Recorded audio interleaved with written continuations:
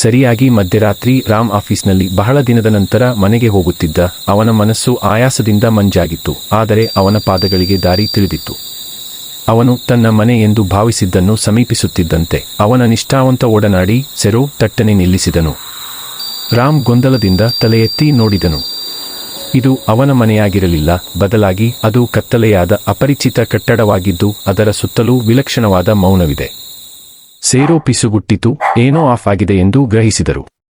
ಅಡ್ಡದಾರಿಯಿಂದ ವಿಚಲಿತನಾದ ರಾಮ್ ಮುಂದಿನ ಮೂಲೆಯಲ್ಲಿ ತನ್ನ ಮನೆಯನ್ನು ಕಂಡುಕೊಳ್ಳುವ ಭರವಸೆಯೊಂದಿಗೆ ಸ್ವಲ್ಪ ಮುಂದೆ ನಡೆದನು. ಆದರೆ ಎಷ್ಟು ದೂರ ಹೋದರೂ ಅವರ ಮನೆ ಕಾಣಿಸಲೇ ಇಲ್ಲ. ಭಯದ ಭಾವನೆಯು ತೆವಳಲು ಪ್ರಾರಂಭಿಸಿತು.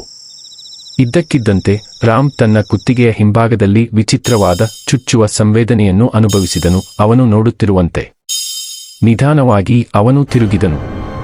ಅವನು ಆಗಷ್ಟೇ ಹಾದುಹೋದ ಮನೆಯ ನೆರಳಿನ ಕಿಟಕಿಯ ಮೂಲಕ ಒಬ್ಬ ವ್ಯಕ್ತಿ ಅವನನ್ನು ದಿಟ್ಟಿಸುತ್ತಾ ನಿಂತನು. ಅವನ ಕಣ್ಣುಗಳು ವಿಶಾಲವಾಗಿದ್ದವು, ಏನೋ ಅಶಾಂತಿ ತುಂಬಿದ್ದವು. ಮನುಷ್ಯನು ಚಲಿಸಲಿಲ್ಲ, ಮಾತನಾಡಲಿಲ್ಲ, ಕೇವಲ ದಿಟ್ಟಿಸಿದನು, ವಿಚಿತ್ರವಾಗಿ ಗಾಜಿನ ಹಿಂದೆ ಹೆಪ್ಪುಗಟ್ಟಿದ.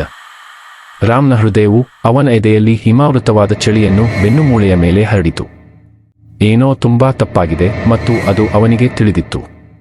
ರಾತ್ರಿ ಕೇವಲ ಕತ್ತಲೆಯಾಗಿರಲಿಲ್ಲ, ಅದು ಏನನ್ನೋ ಮರೆಮಾಚುತ್ತಿತ್ತು. ಅವನು ಅದನ್ನು ಕಂಡುಕೊಳ್ಳಲು ಕಾಯುತ್ತಿದೆ.